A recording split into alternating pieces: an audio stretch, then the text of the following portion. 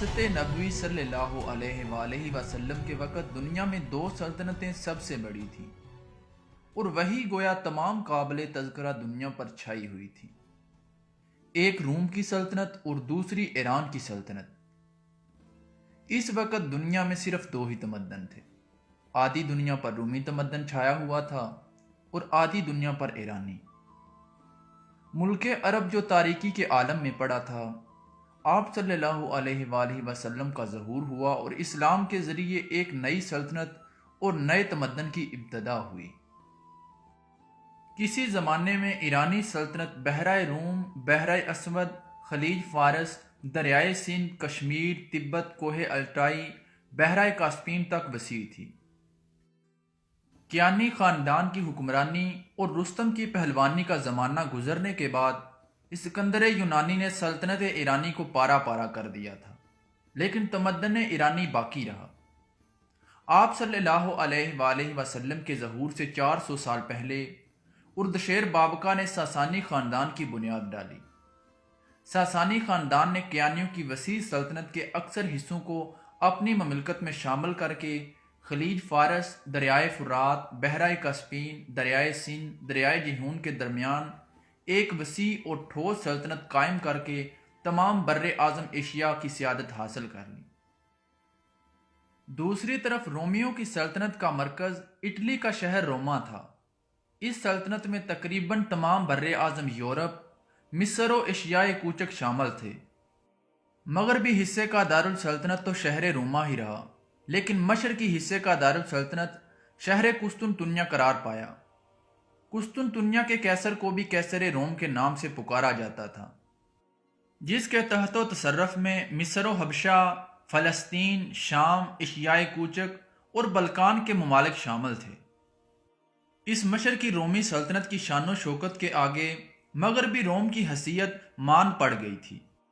ایشیائے کوچک اور عراق کے میدانوں میں ان دونوں شہنشاہیوں یعنی رومی اور ایرانی سلطنت کی حد فاصل کوئی قدرتی چیز یعنی پہاڑ و سمندر وغیرہ کے نہ ہونے سے کبھی کبھی ایک دوسرے سے ٹکرانے اور مار کا آرا ہونے کا بھی موقع آ جاتا تھا۔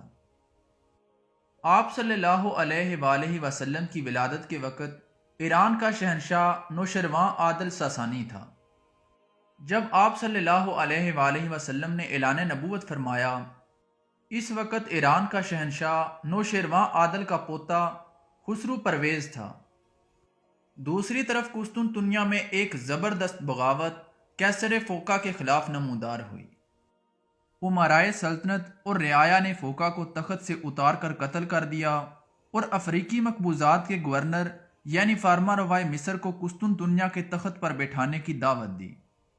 گورنر افریقہ تو پیرانہ سالی کی وجہ سے نہ جا سکا، لیکن اس کا بیٹا ہرکل قسطنطنیہ میں تخت نشین ہو گیا اور ہرکل کی شہنشاہی کو ارکان سلطنت نے بخوشی تسلیم کر لیا۔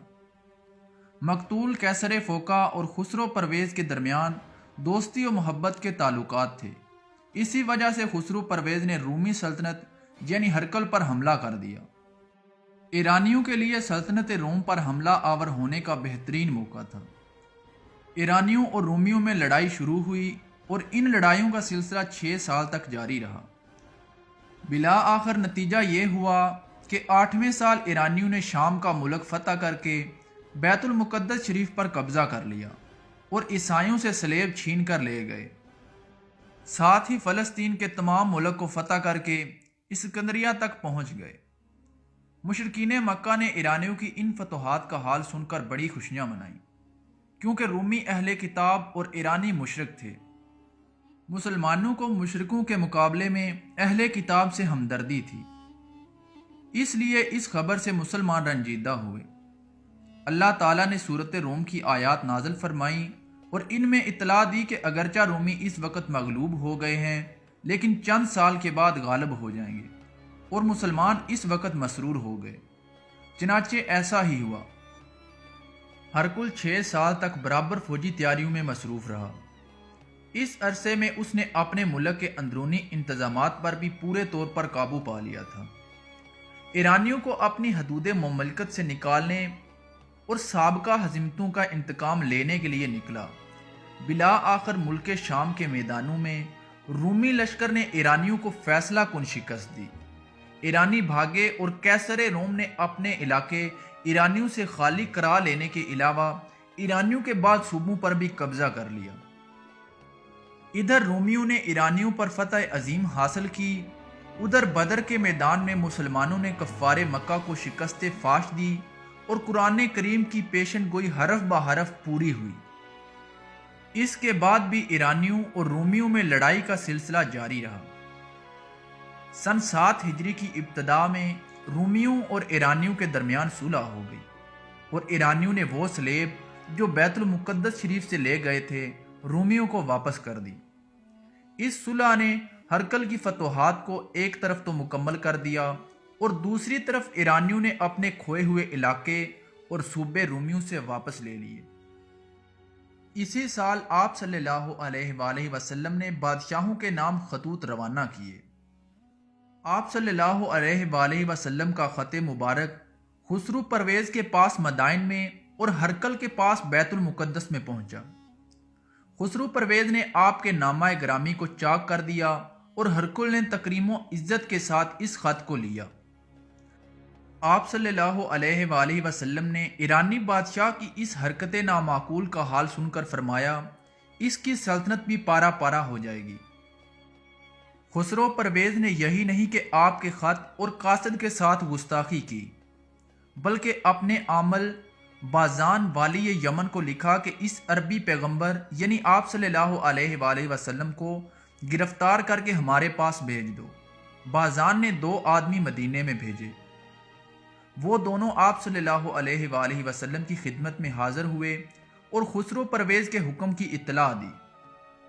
آپ صلی اللہ علیہ وآلہ وسلم نے فرمایا کہ جس کو تم اپنا معبود سمجھتے ہو یعنی خسرو پرویز، وہ رات کو اپنے بیٹے کے ہاتھوں قتل ہو گیا ہے۔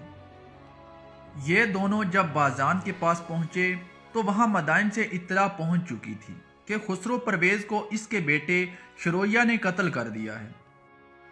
یہ واقعہ ٹھیک اسی رات کا تھا جس رات کی نسبت آپ صلی اللہ علیہ وآلہ وسلم نے فرمایا تھا۔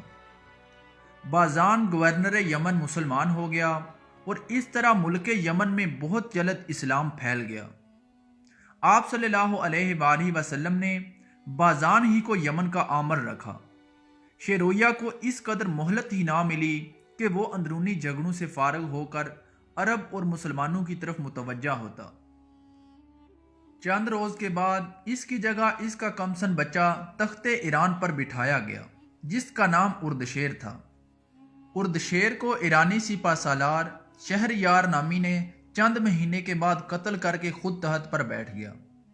چند روز کے بعد ارکان سلطنت نے شہریار کو قتل کر کے شرویہ کی بہن اور خسرو پرویز کی بیٹی بوران کو تخت پر بٹھایا، جو صرف 1 سال چند ماہ حکمران رہی۔ اس کے زمانے میں آپ صلی اللہ علیہ وآلہ وسلم نے وفات پائی۔ بوران کے بعد کئی نو عمر لڑکے اور عورتیں یکے بعد دیگر تخت نشین ہوئے۔ آخر میں یزدجر تخت نشین ہوا جس کے زمانے میں ایران پر مسلمانوں کا قبضہ ہوا۔ آپ صلی اللہ علیہ وآلہ وسلم کی وفات کے بعد جب حضرت ابوبکر صدیق رضی اللہ تعالی عنہ نے لشکر اسامہ کو شام کی طرف روانہ کیا تو وہ ایرانیوں سے بھی غافل نہیں تھے۔ فتنہ ارتداد کو دبانے کے بعد جب نجد و یمامہ کے حالات پر قابو پا لیا گیا تو حضرت ابوبکر صدیق رضی اللہ تعالی عنہ نے ایاز بن غنم جو نجد میں مقیم تھے لکھا کہ ان مسلمانوں کو جو مرتد نہیں ہوئے اسلام پر قائم ہیں اپنے ہمراہ لے کر بالائی عراق پر حملہ آور ہوں، اور حضرت خالد بن ولید کو جو یمامہ میں مقیم تھے لکھا کہ اپنا لشکر لیے ہوئے زیریں عراق کی طرف متوجہ ہوں۔ حضرت خالد بن ولید نے وہاں سے کوچ کرنے سے پہلے ایرانی سلطنت کے ایک حاکم ہرمز کے نام پیغام لکھوایا جس میں لکھا تھا، تم اسلام قبول کر لو گے تو تمہارے لیے امن ہوگا، اور یا مدینہ کی خلافت کو جزیہ ادا کرتے رہو، اگر یہ بھی منظور نہیں تو اپنی سلامتی کے ذمہ دار تم خود ہوگے، اللہ ہی جانتا ہے کہ تمہارا انجام کیا ہوگا۔ مارچ 633 عیسوی کا تیسرا ہفتہ تھا جب حضرت خالد بن ولید نے یمامہ سے 10,000 فوج لے کر کوچ کیا۔ یہ محرم 12 ہجری کا مہینہ تھا۔ ان کی پیش قدمی بہت ہی تیز تھی۔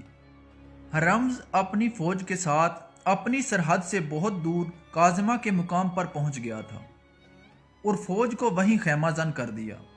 یہ مقام یمامہ اور ابلا کے راستے میں پڑتا تھا۔ رمز کو معلوم نہیں تھا کہ اس کی پیش قدمی کو دیکھنے والے بھی موجود ہیں۔ حضرت خالد بن ولید ابھی کاظمہ سے دور ہی تھے کہ انہیں عراق کی سمت سے آتے ہوئے 2 شتر سوار ملے۔ انہوں نے حضرت خالد بن ولید کو بتایا کہ ایرانیوں کی فوج کاظمہ میں خیمہ زن ہے۔ حضرت خالد بن ولید نے وہاں سے اپنا رستہ بدل دیا اور یہ شتر سوار حضرت مثنیٰ کے بھیجے ہوئے تھے۔ انہوں نے حضرت خالد بن ولید کو یہ بھی بتایا کہ وہ حفیر کے مقام تک اس طرح پہنچ جائیں کہ ایرانیوں کی فوج کے ساتھ ان کی ٹکر نہ ہو۔ شتر سواروں نے حضرت خالد بن ولید کو ایک خوشخبری یہ بھی سنائی کہ ان کے لیے 8,000 کی نفری کی فوج تیار ہے۔ حضرت خالد بن ولید نے اپنی پیش قدمی کا رستہ اس طرح سے بدل دیا کہ کاظمہ کے دور سے گزر کر حفیر تک پہنچ سکیں، لیکن ہرمز کے جاسوس بھی صحرا میں موجود تھے۔ انہوں نے حضرت خالد بن ولید کے لشکر کو دور کے رستے سے جاتا دیکھ لیا اور ہرمز کو اطلاع دے دی۔ ہرمز نے اپنی فوج کو خیمے اکھاڑنے اور بہت تھوڑے وقت میں حفیر کی جانب کوچ کرنے کا حکم دے دیا۔ حفیر کے ارد گرد پانی کے کنویں موجود تھے۔ ایرانی لشکر نے وہاں حضرت خالد بن ولید سے پہلے پہنچ کر خیمے گاڑ دیے۔ اس طرح پانی پر ایرانیوں کا قبضہ ہو گیا۔ حضرت خالد بن ولید ابھی حفیر سے کچھ دور ہی تھے کہ ایک بار پھر 2 شتر سوار ان کے راستے میں آ گئے اور حضرت خالد بن ولید کو اطلاع دی کہ دشمن حفیر کے مقام پر پانی کے کنووں پر قابض ہو چکا ہے۔ حضرت خالد بن ولید نے کچھ اور آگے جا کر ایسی جگہ پر پڑاؤ کا حکم دے دیا جہاں دور دور تک پانی کی ایک بوند نہیں مل سکتی تھی۔ فوج نے وہاں پر پڑاؤ تو ڈال دیا، لیکن حضرت خالد بن ولید کو بتایا گیا کہ فوج میں بے اطمینانی پائی جاتی ہے کہ پڑاؤ ایسی جگہ کیا گیا ہے جہاں دور دور تک پانی کا نام و نشان نہیں ہے۔ حضرت خالد بن ولید نے فرمایا، تمام لشکر سے کہو کہ دشمن اگر پانی پر قابض ہے تو پریشان نہ ہوں۔ ہماری پہلی لڑائی پانی کے لیے ہوگی۔ پانی اسی کو ملے گا جو جان کی بازی لگا کر لڑے گا۔ اگر تم نے دشمن کو پانی سے محروم کر دیا تو سمجھو کہ تم جنگ جیت گئے۔ اب لشکر کی نفری 18,000 ہو گئی تھی۔ مثنیٰ بن خارثہ، مزور بن عدی، حرملہ اور سلمہ 2,000 آدمی ساتھ لیے حضرت خالد بن ولید سے آ ملے۔ حضرت خالد بن ولید نے جو ایلچی ہرمز کے پاس بھیجا تھا وہ بھی اسی پڑاؤ میں حضرت خالد بن ولید کے پاس آیا اور بتایا کہ ہرمز نے ان کے ساتھ کیا توہین آمیز سلوک کیا ہے۔ حضرت خالد بن ولید نے اپنے لشکر کو کاظمہ کی طرف کوچ کا حکم دے دیا اور فرمایا کہ کوچ بہت تیز ہونا چاہیے۔ ہرمز ابھی خفیر کے علاقے میں پڑاؤ کیے ہوئے تھا۔ وہ کاظمہ سے اپنی فوج کو یہاں اس لیے لایا تھا کیونکہ حضرت خالد بن ولید کا لشکر حفیر کی طرف گیا تھا۔ اب یہ لشکر پھر کاظمہ کی طرف جا رہا تھا۔ ہرمز کو اطلاع ملی کہ مسلمانوں کا لشکر کاظمہ کی طرف کوچ کر گیا ہے، تو ہرمز نے بھی اپنی فوج کو کاظمہ کی طرف کوچ کرنے کا حکم دے دیا۔ ہرمز کو ابلا کا بہت فکر تھا کیونکہ یہ ایران کی بادشاہی کا بہت ہی اہم اور تجارتی شہر تھا۔ ہندوستان کے تاجروں کے قافلے بھی یہی سے جایا کرتے تھے اور ہندوستان خصوصاً سندھ کا مال بھی اسی مقام پر آیا کرتا تھا، اور ساتھ یہ ایران کا فوجی مرکز بھی تھا۔ ہرمز کو ابلا پہلے سے زیادہ خطرے میں نظر آنے لگا کیونکہ مسلمان ابلا کے جنوب میں کاظمہ کی طرف جا رہے تھے۔ مسلمانوں کے لیے کوچ کرنا اتنا مشکل نہیں تھا جتنا ایرانیوں کے لیے دشوار تھا۔ مسلمانوں کے پاس اونٹ اور گھوڑے خاصے زیادہ تھے، سپاہی ہلکے پھلکے تھے جو آسانی سے تیز چل سکتے تھے۔ ان کے مقابلے میں ایرانی سپاہی زرہ اور ہتھیاروں سے لدے ہوئے تھے، اس لیے وہ تیزی سے نہیں چل سکتے تھے۔ 1-2 دن پہلے ہی وہ کاظمہ سے حفیر آئے تھے۔ اس کوچ کی تھکن ابھی باقی تھی کہ انہیں ایک بار پھر کوچ کرنا پڑ گیا، اور وہ بھی بہت تیز۔